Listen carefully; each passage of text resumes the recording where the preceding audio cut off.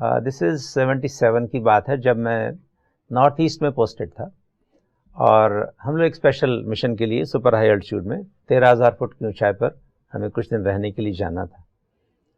तो लोगों को अच्छी तरह से अभ्यास कराया गया। 11 किलोमीटर की जॉगिंग कराते थे हम, ताकि इतना टफ हो जाए कि उन सुपर हाई एल्टीट्यूड पर जाते समय तकलीफ ना हो।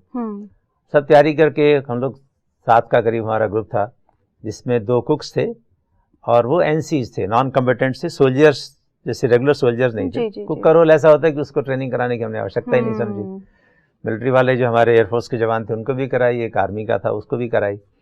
तो हम लोग तो बहुत आराम से जा रहे थे, और फिर भी जब आप सुपर हाई एल्टीट्यूड की तरफ जाते हैं और पहली बार जा रहे होते तो थकावट तो होती है। तो आधे सफ़र के बाद समझिए करीब 3 किलोमीटर चले होंगे, और सुबह 6 बजे 6:30 बजे हम चले थे, और 9:30-10 बजे तक हम थक गए थे, मुझे याद अच्छी तरह। फिर हम थोड़ी देर रुके, फिर हमने चलना शुरू किया। तो थोड़ी देर के बाद एक बंदूक के गिरने की आवाज़ आई। मैंने पीछे मुड़ के देखा, अगर कोई सैनिक बंदूक छोड़ देता है तो कमांडिंग अफसर को बहुत गुस्सा आता है स्वाभाविक, उसको ये क्या किया इसने। तो मैंने उसको टफ निगाह से देखा, और उसने बड़े, उसकी आंखों में ऐसी बेचारे की दयनीय स्थिति थी, जिससे बोला था कि सर मैं क्या बताऊं, या ये वेपन मेरे साथ चल सकता है या ये शरीर चल सकता है, ऐसा बोलता है। तो मैंने उसको ध्यान से देखा, मैंने कहा come on lift your weapon. उठाया उसने, और उठा के बाद थोड़ी दूर और गया, फिर रुक गया और फिर छूट गया वेपन। जब ऐसी परिस्थिति देखी तो मुझे ही रहम आने लगा, और मुझे ख्याल आया कि well you must understand, though you are as an officer you gave training to the jawans and to the army subedar, but not to these cooks. इनको तो ऐसे हमने एक यूनिफॉर्म सी पहना के और राइफल दे दी और वो आ रहे हैं। एनसी को ऐसा ही होता है।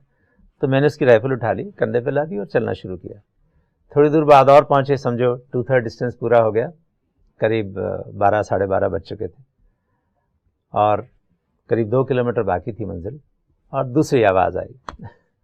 तो मैंने दूसरे को देखा, पहला बूढ़ा थोड़ा कुक था, दूसरा नौजवान था। तो नौजवान के हाथ से भी गिर गई, और फिर भी उसकी आंखें देखे तो एकदम ना उसके नैनों में एक बड़ा भय सा कि छूट तो गई, और उठाने की कोशिश भी कर रहा, लेकिन चेहरे से थकावट साफ दिखाई दे रही।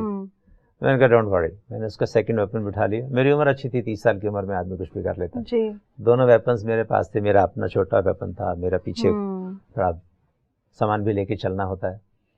और जब हम चलने लगे तो मुझे उस समय ख्याल आया कि मैंने कहा खुदा, दोनों वेपन तेरे पास आ गए, तेरा अपना वजन ही पहले से इस शरीर का दुगना हो गया, अब मैं कैसे चलूंगा तेरे साथ इतने दूर तक। तो कहते हैं मुझे अपना समझ कर कह रहे हो। अच्छा, जैसे आवाज आती मुझे, और मुझे एक लाइट से ऐसे एक ज्योति बिंदु सा प्रकाश चमकता हुआ दिखाई दिया, और एक आवाज निकलती, बच्चे मैं तेरे साथ हूं ना, तो मुझे देखते देखते पीछे पीछे आ जाओ। It was sort of vibrations flowing towards me. It was a very clear meaning that I must follow that light. And then I really saw that light. And I started following it. और उतनी soothing किरणें आ रही थी कि मैं बिल्कुल अपना ही देवभान भूल गया। खुद ही मैं लगा कि मैं भी एक लाइट के आकार का हूँ, और मैं भी प्रकाशमय बिंदु हूँ, और बस जैसे हम एक दूसरे के पीछे खींचे हुए चले जा रहे हैं, और वो लाइट जैसे आपको कशिश कर रही है।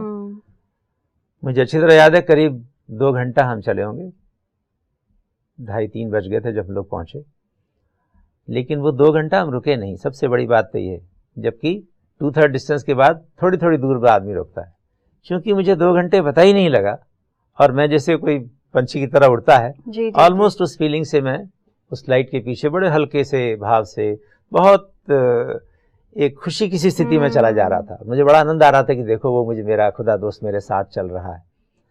और पीछे मैंने मुड़कर बीच में देखा भी, तो जवान भी जैसे घसीटते हुए अपने को चले आ रहे थे। Now they had no choice, they even could not sit because the leader was walking.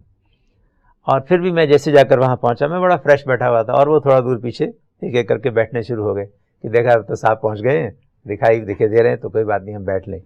थोड़ी देर राहत ली उन्होंने, आए और आकर के उन्होंने साफ साफ पूछा कि सर सच्ची सच्ची बताओ ये कैसे हो गया। आधे के बाद हम भी थके, आप भी थके।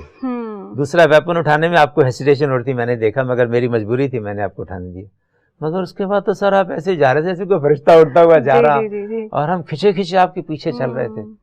मैंने कहा इसे कहते हैं मेडिटेशन के द्वारा खुदा दोस्त की आपके साथ चलकर आपका साथ निभा रहा है।